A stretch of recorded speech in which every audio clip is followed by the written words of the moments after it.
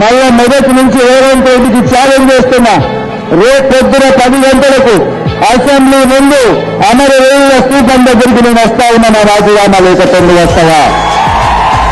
నీ నోటన్నింటే నువ్వు ఆగస్టు 15 రుణమాఫీ చేసేది నిజమైతే, ఆగస్టు 15 బాండ్ పేపర్ మీద రాసిచ్చిన 6 గ్యారంటీలు అమలు చేసే వాస్తవ నిజమైతే రేవతి జనపార్టీ దగ్గరికి మనమిద్దరం రాజీనామా లేఖలను మేధావుల చేతుల్లో పెడదాం.